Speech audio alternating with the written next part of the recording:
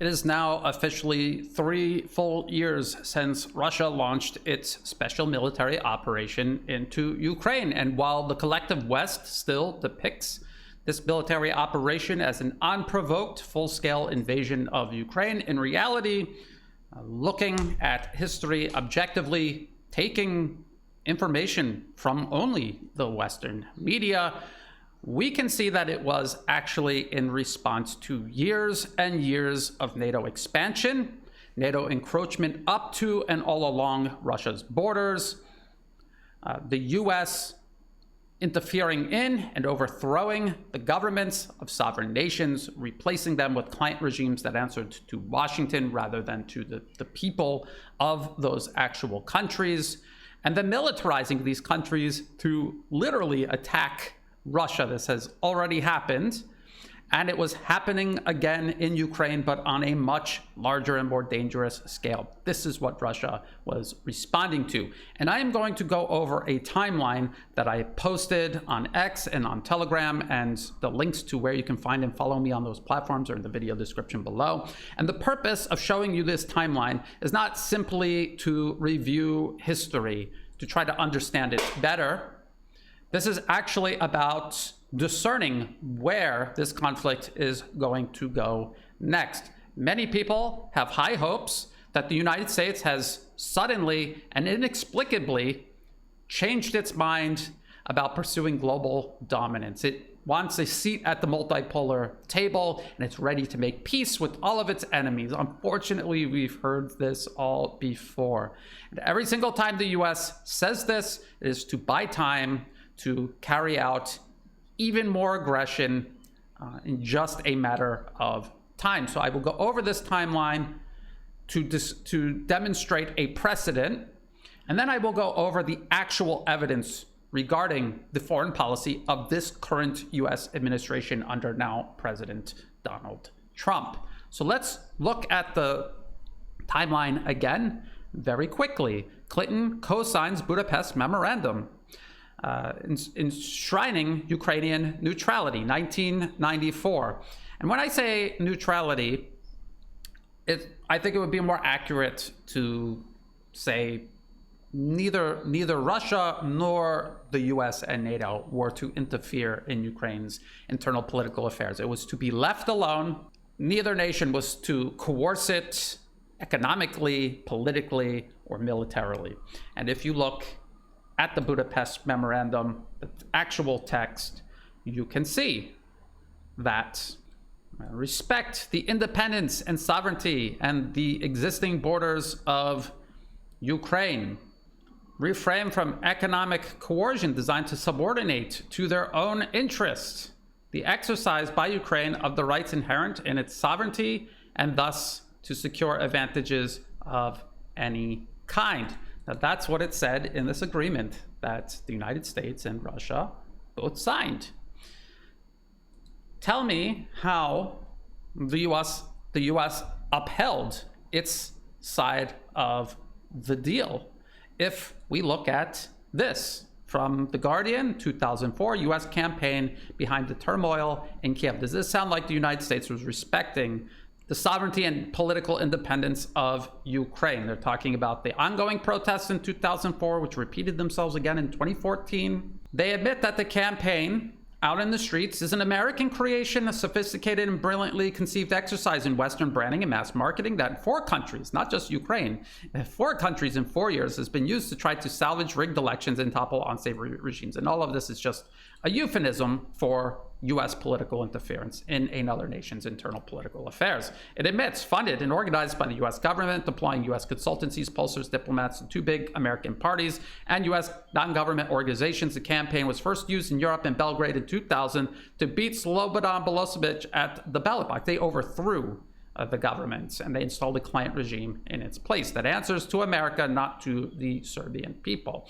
Richard Miles, the US ambassador in Belgrade, played a key role. And by last year, and by that they mean 2003, as US ambassador in Tbilisi, he repeated the trick in Georgia. And that's when they installed Mikhail Saakashvili into power.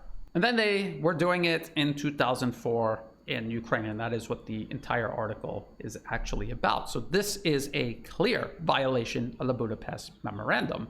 This was taking a sovereign, independent nation and transforming it into a client regime of the United States. Worse than that, a militarized proxy aimed straight at Russia. And Russia had real reason to be concerned because, as they mentioned, they also overthrew the government of Georgia in 2003. From 2003 to 2008, the United States reshaped the Georgian army. This is from Stars and Stripes. This is from 2005. As the process was ongoing, U.S. forces helped Georgian army make big changes. The United States and other countries offer training and equipment to the former Soviet Republic. They were also reshaping the organization of the force, building up non-commissioned officer corps, all of the things that we can look back at and recall the U.S. also did in Ukraine from 2014 to 2022 when Russia finally launched its special military operation. Now,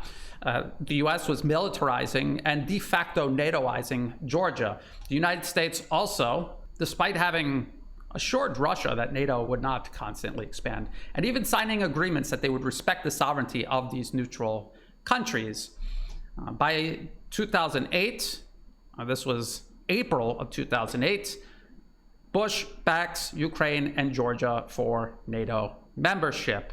And then later that year, 2008, Georgia attacked Russian peacekeeping forces, precipitating the 5-day Russian-Georgian war. And this is a Reuters article from 2009, a year later. Georgia started war with Russia, EU-backed report. An independent report blamed Georgia for starting last year's 5-day war with Russia. Saakashvili, which we remember, The Guardian admitting the U.S. installed into power in Georgia in 2003, had said Georgia was responding to an invasion by Russian forces. And this is a lie that is still repeated to this day all across the Western media. However, the report found no evidence of this because Russia did not invade Georgia. Georgia attacked Russia, as was always the plan. That was the whole purpose of overthrowing the Georgian government, militarizing its armed forces, and then unleashing them on Russia. And then from 2014 onward, the US did the exact same thing to Ukraine. But before we get to that, let's talk about what happened after the 5-day Russian-Georgian war, Russia obliterating these US trained and equipped Georgian forces, the shock in Washington that Russia would actually respond forcefully to continued US encroachment. At that point, the US had hit a brick wall in this encirclement, containment, and eventual absorption of Russia. So what did the US do?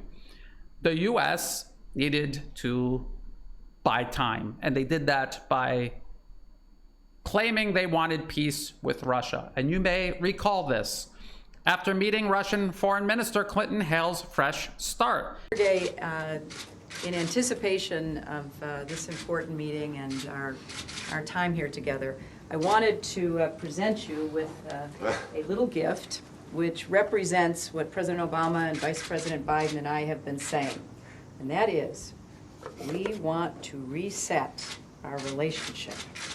And let's do it together. So we will do it together, okay? Smiling ear to ear, they had a physical restart button that they both pushed together to signify new relations, a new chapter in US-Russian relations, but of course it was all an illusion. And we can just look at the language from that period in time. We think this is a fresh start, not only to improve our bilateral relationship, but to lead the world in important areas, particularly with respect to nuclear weapons and nuclear security, Clinton told a joint press conference with Lavrov after the two met at a luxury hotel in Geneva. Tell me how that is any different than what current US Secretary of State Marco Rubio said after meeting also Foreign Minister Sergei Lavrov in Saudi Arabia recently. Together with those other two is beginning to engage in identifying the extraordinary opportunities that exist should this conflict come to a acceptable end, the credible opportunities that exist to partner with the Russians geopolitically, on issues of common interest, and frankly, economically, on issues that hopefully will be good for the world and will also improve our relations in the long term between these two important countries. But the reset, again, was just a ploy to buy time, to get Russia to lower its guard, to make concessions that it otherwise wouldn't have if there was no peace offer or restart lended to them.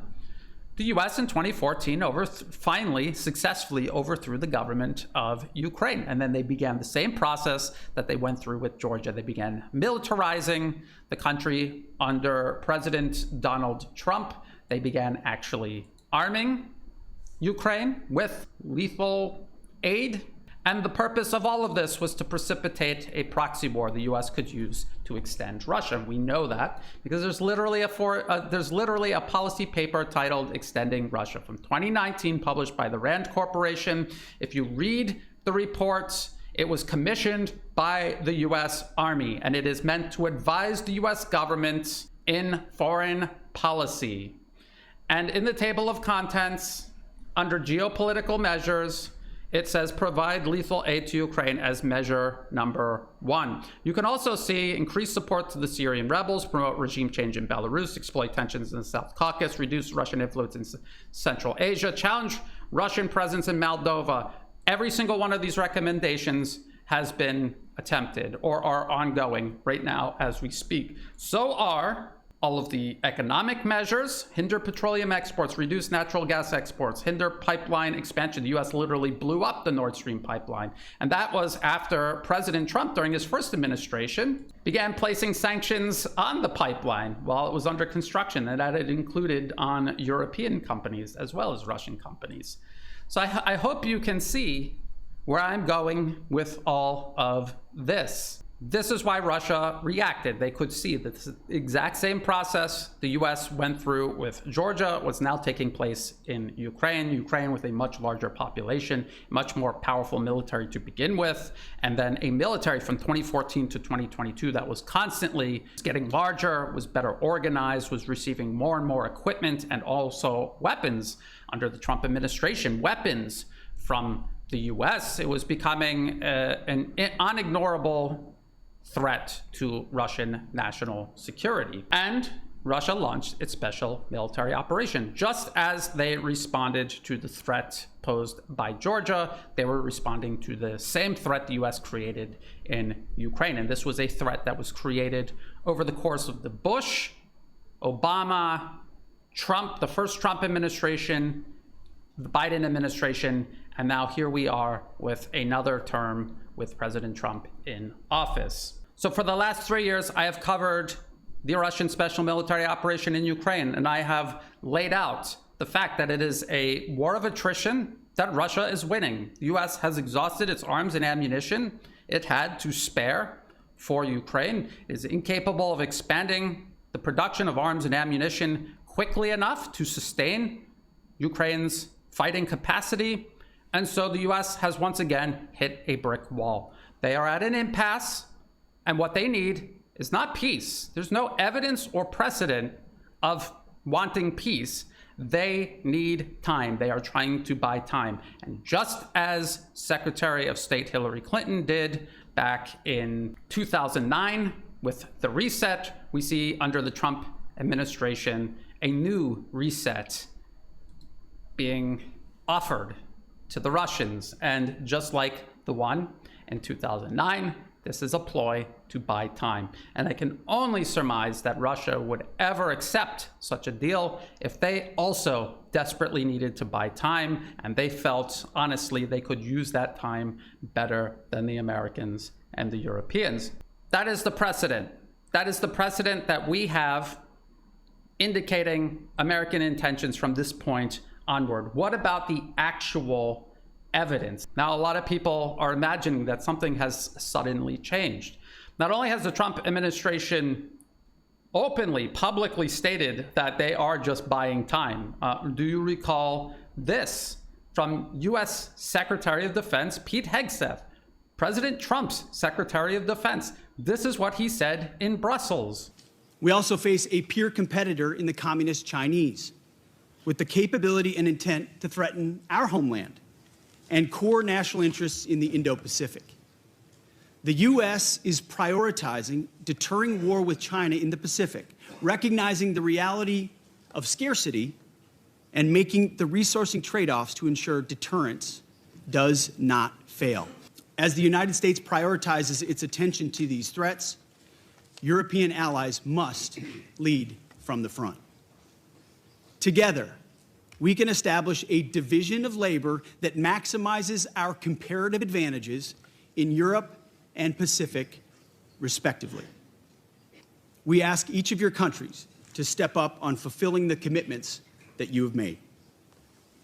And we challenge your countries and your citizens to double down and recommit yourselves not only to Ukraine's immediate security needs, but to Europe's long-term defense and deterrence goals.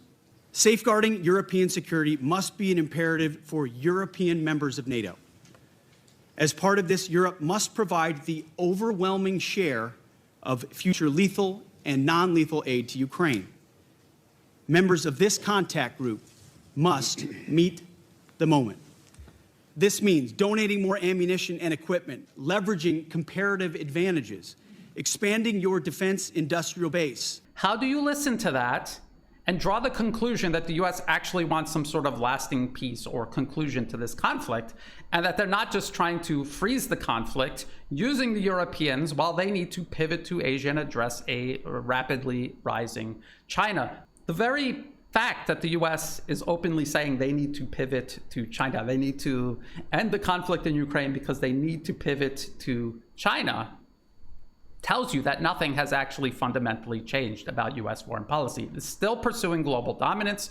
It has lost the proxy war in Ukraine. It needs to buy time, and it needs to address China first and foremost. And then once that is completed, they will circle back to Russia, just as they have done all throughout this timeline that I've showed you, from 1994 all the way up to 2025.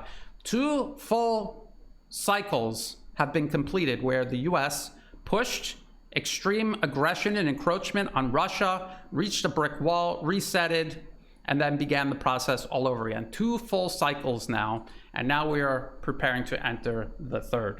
And then we remember after Secretary Hegseth made his comments in Brussels, there was about a week or so where the United States, President Trump, Vice President Vance, Elon Musk, all took turns berating and belittling and insulting and mocking Europe, and Europe in turn stomped its feet and held its breath. But after about a week of what is in actuality just theater, Europe complied to Secretary Hegseth's directives 100%. I can announce that a new 3.5 billion euro payment for Ukraine will arrive already in March.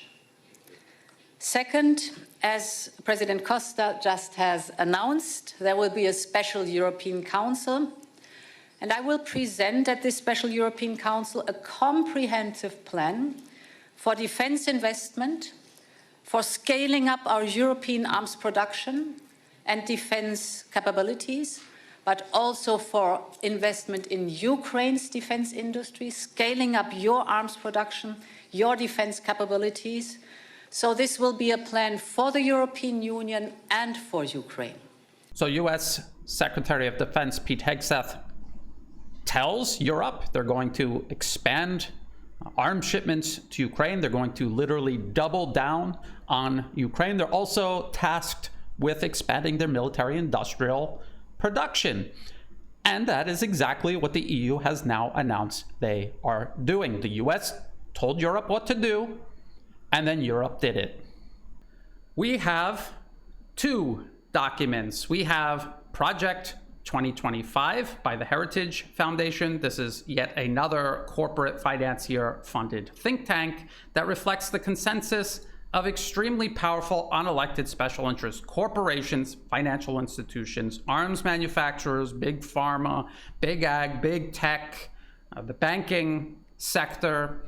They fund think tanks like this because despite it being a small percentage of the American population, less than 1%, there are still a lot of people involved, and they need to arrive at consensus. And that is what they do inside these think tanks.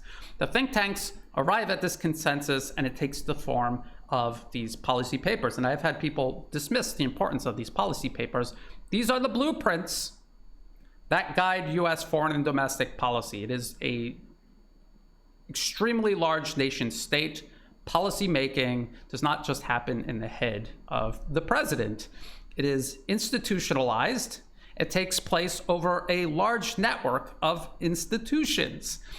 And the think tank papers, as you can see in regards to the conflict in Ukraine and the wider strategy of encircling and containing Russia, this Rand Corporation paper, every single measure laid out in this paper has been implemented. That is not a coincidence.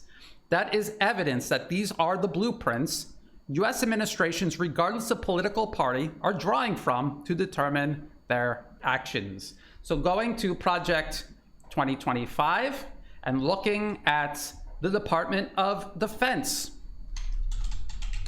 Russia is mentioned 23 times, and it is not referred to as a potential partner to move forward together in world peace, as Secretary of State Marco Rubio was trying to imply. The United States and its allies face real threats from Russia, as evidenced by Vladimir Putin's brutal war in Ukraine. We heard US Secretary of Defense Pete Hegseth in Brussels talking about a division of labor between Europe and the United States.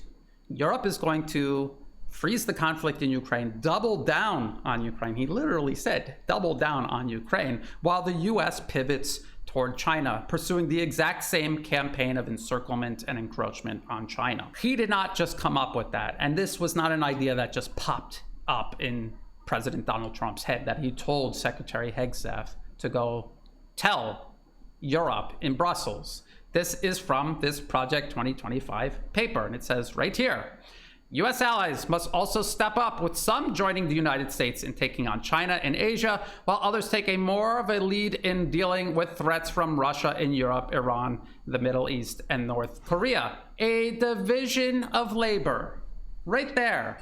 And if you look at all of the policies proposed in Project 2025, you will see virtually every single one of them has been announced by the Trump administration. If you go through this paper, everything that we hear the Trump administration talking about right now, behind the podium, at his desk in the Oval Office, or out of the mouths of his Secretary of State or his Secretary of Defense, you will find in Project 2025, this building of a massive missile defense system. That was in Project 2025. This obsession with China's nuclear expansion, considering the huge disparity that currently exists between the US and its large number of nuclear weapons and China's relatively small number of nuclear weapons. Also considering the fact that the US is the only nation in human history to use nuclear weapons against another nation, not once, but twice. Counter China's Belt and Road Initiative globally. Returning the US military to a force that can achieve deterrence or win in a fight if necessary requires returning to a threat-based defense strategy. This is something US Secretary of Defense Pete Hegseth is saying. Enhance warfighter development, eliminate politicalization, reestablish trust and accountability, and restore faith to the force. And this is in reference to what they're calling Marxist indoctrination and divisive critical race theory programs. And this is what the Trump administration has been doing in regards to DEI and all of these other programs that they say, at US aid, but also eliminated from the US military. So as you can see, Project 2025, if it is not a verbatim blueprint for the Trump administration, the vast majority of it is being drawn from by the Trump administration. Again, these policies do not form in a vacuum. They form across a network of institutions. Project 2025 of the Heritage Foundation funded by some of the largest corporate financier interests in the United States, is one of these networks, one of these institutions. The next is America First agenda, establish an America First foreign policy. And I remember right after President Trump won the election, and I pointed out how all of this serves continuity of agenda, no real break from what President Biden did before this current administration, what the first Trump administration pursued, what the Obama administration pursued for 8 years. I pointed out how all of this is continuity of agenda, and people said this isn't necessarily his policies, but as a matter of fact, they are. And you can see that that is exactly what he has done. In particular, in the European theater, reimpose defense ties with nations that have met or exceeded their 2% NATO GDP commitments and have demonstrated clear alignment of vision and resources with America's in terms of countering communist China and addressing the threats from Russia. That is exactly what U.S. Secretary of Defense Pete Hegseth said in Brussels. That is what he was talking about. Here, under maintain the world's most powerful military force, not something you're doing if you're talking about pivoting toward multipolarism away from global domination. Ensure the DoD budget reflects the military's core missions of deterrence and warfighting. Again, this is all Secretary Hegseth talks about. Repair recruitment challenges by investing in service members and eliminating divisive departmental policies like DEI, for example. The threat from communist China. Conduct an agency-wide review to determine the capabilities needed to prepare for and deter communist China. And of course, they have a whole section regarding China itself. Hold China, communist China, fully accountable for chronic unfair trade practices, stealing American technologies, and polluting our planet's air and oceans. And all of this is absurd. It is absolutely absurd. The PRC has the largest army and largest naval fleet in the world. They also have the largest population in the world. So it is proportional to the size of their nation. They are 4 to 5 times larger than the US in terms of population. Why shouldn't they have a larger navy and army than the United States, especially considering the large number of US troops, tens of thousands of them, located closer to China than to America's own shores? It seems only like a logical, rational response to a very real and persistent threat. And those are the so-called facts, but their solution is to just double down on why China is reacting this way in the first place. Beijing's official policy to reunify with Taiwan, including via military invasion if necessary. Taiwan is already recognized as part of China, even according to the US government itself. On the US State Department's official website, in 1972, the United States agreed with China regarding the status of Taiwan. And if you come down here, unambiguously, the US side declared the United States acknowledges that all Chinese on either side of the Taiwan Strait maintain there is but one China and that Taiwan is part of China. That is where the one China policy comes from. The United States government does not challenge that position. What a lot of people will do is say the US is simply acknowledging that that is Beijing's position, that Taiwan is part of China. But they never agreed that Taiwan is part of China. They just agree that that's what China says. However, the second part makes it unambiguous. The United States government does not challenge that position. That is what the US agreed to, and this is the agreement the US is reneging on. To the extent that they are arming the administration they installed into power in Taipei, and they are preparing to declare Taiwan independent of China despite international law, recognizing Taiwan as part of China, and America's own bilateral agreements with China, recognizing Taiwan as part of China. And if you go to the US State Department's website right now, Secretary of State Marco Rubio's Department of State, as of February 2025, they rewrote their explanation. The original text very explicitly said, we do not support Taiwan independence. This new explanation omits that statement. However, it still says the United States has a long-standing one China policy, and they are referring to the Shanghai Communique, which I just read to you from here, from 1972. So this is Secretary Rubio deliberately backtracking on America's own agreement with China over Taiwan. At the end of the day, no matter what you think you know about Taiwan, what is for sure is that it is on the other side of the planet from the United States. It was never any of America's business to begin with.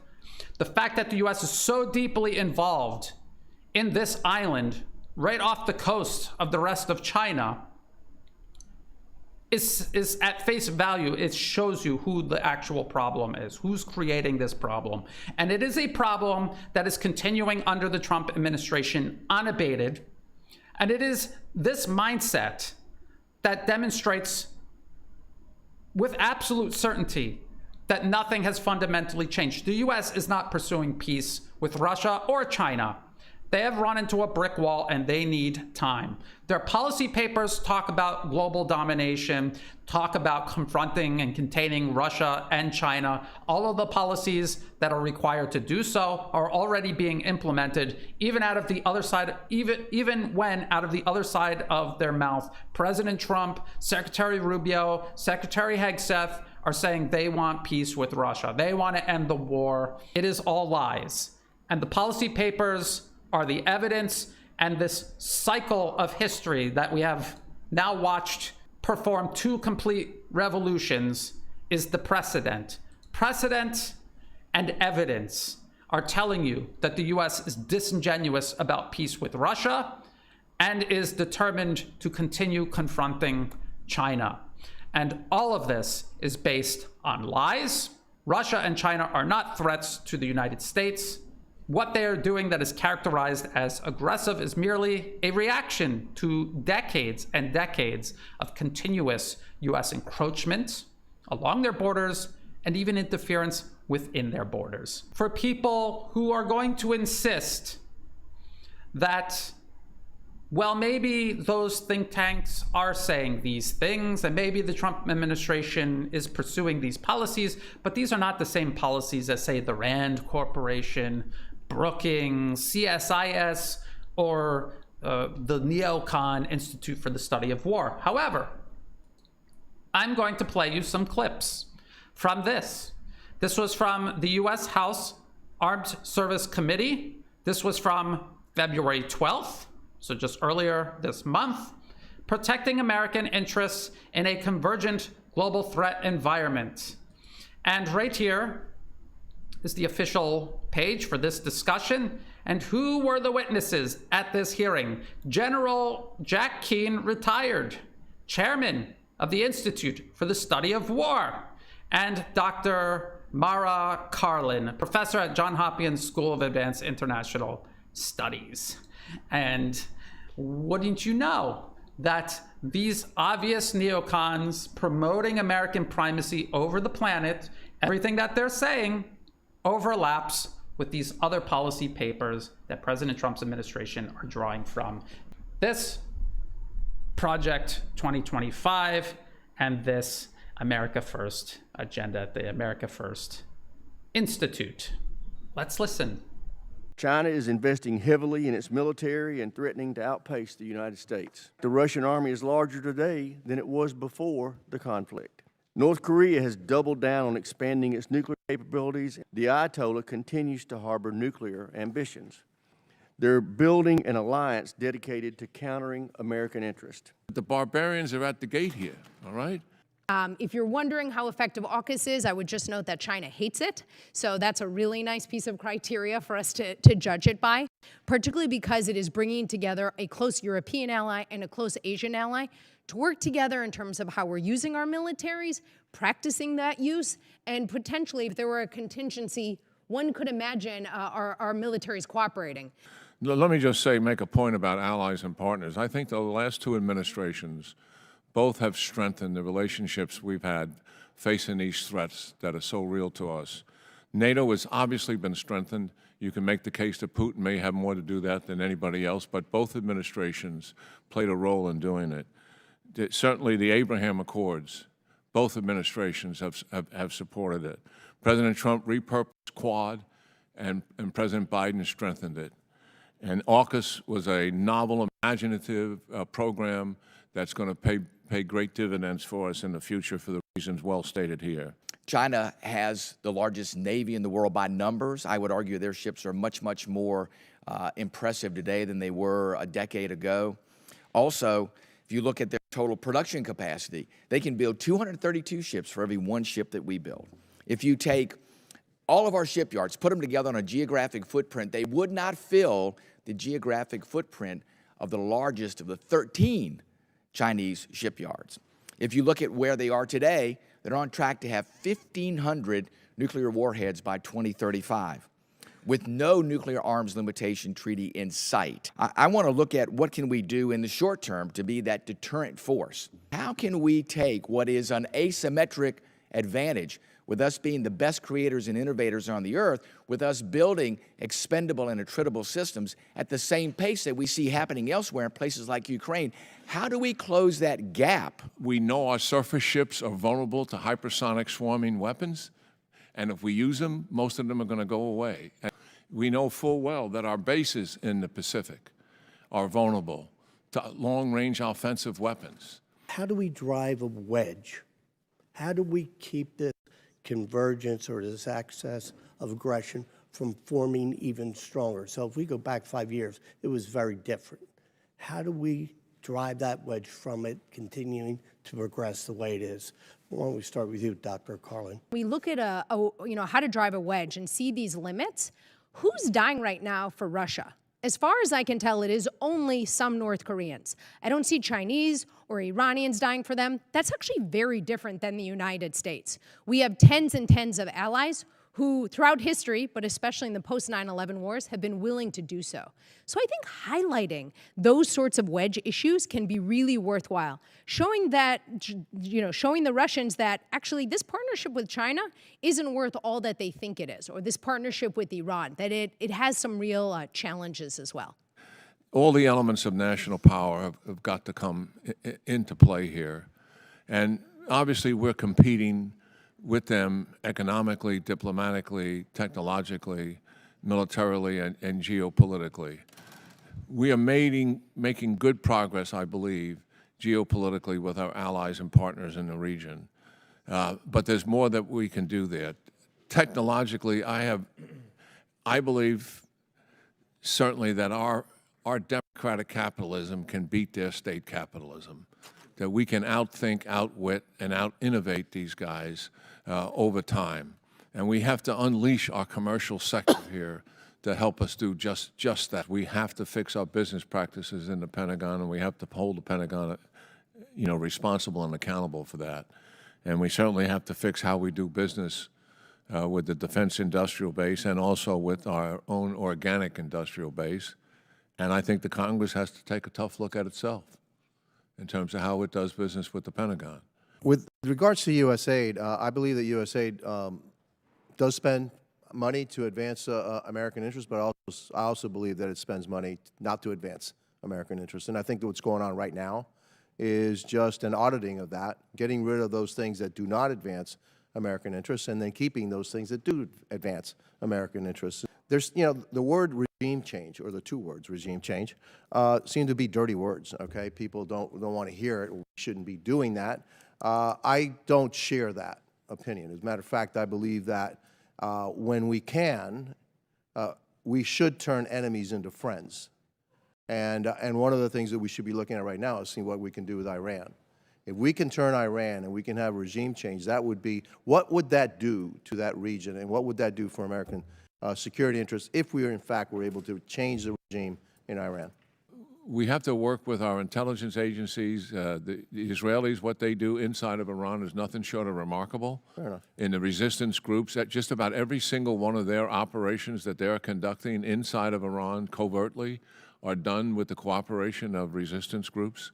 So there's a lot of things that we can do to assist this inside of Iran as well, and that the discussion should be, in a closed-door session with our intelligence services as to how we can assist that. But the general pressure that is on Iran and the problems they're having now, they have never had to this degree in the 40-plus years they've been in power.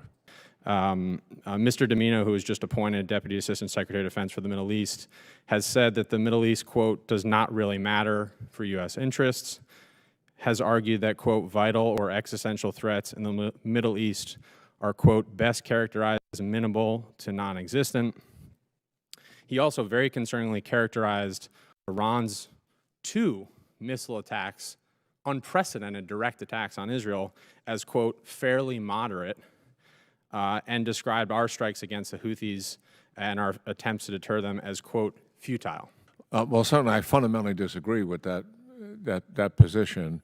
And the last 2 administrations have both stated that we have 3 geographical areas where U.S. vital interests are at stake: the Indo-Pacific region, the Middle East, and Europe. And I find it hard to believe that the appointed Secretary of State Marco Rubio would hold that view. Agree. Or I find it hard to believe that the National Security Advisor Michael Waltz would hold that view.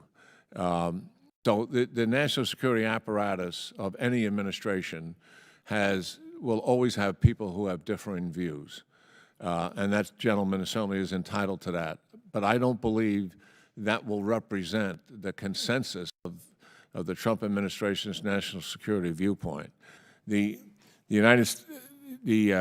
Army itself, land forces, we've seen the Marines make some fundamental changes, and I know the Army is attempting to make fundamental changes to help deal with the war in China. When we look at the Indo-Pacific and think of it as an air and maritime theater, much of the land that surrounds the navigation routes are actually key terrain. And our World War II leaders understood that rather dramatically and used it as such. And we have to recognize that we can take advantage of that key terrain which accesses the navigation routes that the Chinese would be using. And we have to change the capabilities out there as well. We obviously don't need tanks out there because that kind of war is not going to be fought. It's an air and maritime theater enabled by land power, as war in Europe is a land power theater enabled by air power. And this last part about the Marine Corps being reorganized, this is also mentioned in the Trump administration connected Project 2025 document. And there's also a process that has taken place over the last 4 years under the Biden administration. This was from February 2023, how U.S. Marines are being reshaped for China threat. Down here, it says the new plan sees the Marines as fighting dispersed operations across chains of islands. Units will be smaller, more spread out, and packing a much bigger punch through a variety of new weapons. Huge amphibious landings like World War II or massive deployments on land like in Iraq will probably be a thing of the past. General Keane specifically talked about no need for tanks, and isn't it interesting that under the Biden administration, all of the tanks were given up by the U.S. Marine Corps, and instead they began using anti-shipping missiles. And isn't it interesting, under the Project 2025 documentation, that is exactly what it talks about continuing to do. This is what I mean by continuity of agenda. Everything that we heard in this discussion here among establishment Democrats and Republicans, the so-called deep state, neocons and warmongers, including General Keane of the Neocon Institute for the Study of War, everything they said overlaps perfectly with the Trump administration's Project 2025 and the associated documentation. Precedent and evidence of continuity of agenda. Russia and China are threats. The US must expand its military. It must deter China. When they say they're going to deter China, it simply means deter China from countering American encroachment upon China, encroachment and containment of China, and America's continued primacy over Asia. I hear a lot of people saying the US is retreating to the Western Hemisphere. That's why they're focusing on the Panama Canal and on Greenland, and also Canada for that matter. In reality, they're just trying to secure maritime passages that they will need to enact a global blockade on Chinese maritime shipping, which they have been preparing for years.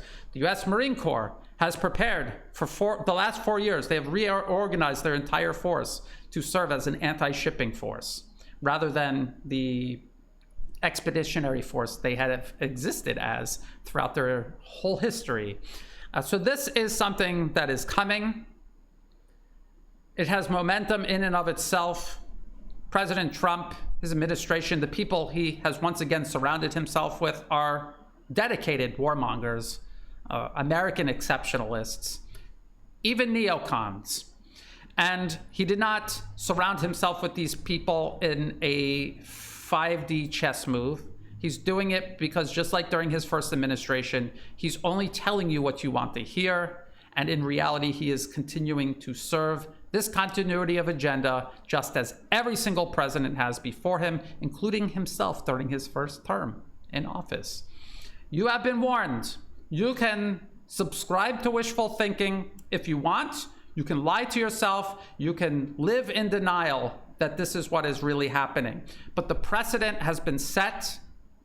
The evidence is there. The very policy papers President Trump is drawing from indicate continuity of agenda, not some sort of intention toward peace. We have seen this before. This is not unprecedented. The U.S. posing as wanting peace while preparing for more aggression, buying time to prepare for more aggression, has happened over and over and over again with many countries around the globe, including both Russia and China, and including under the previous Trump administration. I will continue covering what is actually happening and the source of this policy. I will continue going through it and showing it to you. I could only hope at a juncture in the very near future, people start to wake up. You are not going to will peace on earth into reality by simply going along with deliberate lies told by the US about pursuing peace. That is not how it works. I've actually had people tell me that. You are going to will peace on earth if you tell the Trump administration, we voted you into office to end all of this.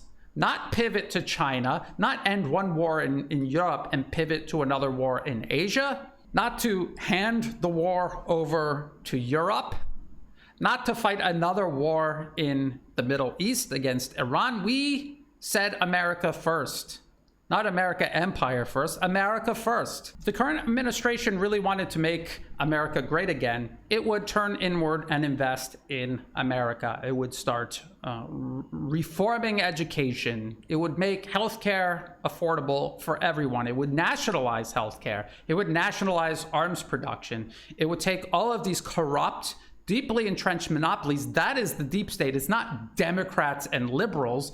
It is unelected corporate financier interests. It's the people who helped pay for both President Trump and candidate Kamala Harris's campaigns. That's the deep state. That's what you need to dismantle. He's not even talking about doing it. If Americans want it done, they need to put pressure on the Trump administration to do that, not put their fingers in their ears and cover their eyes and pretend what they're seeing and hearing is not actually happening. It is happening. Things are going to continue in the same direction, and things are only going to get worse because there is a real problem.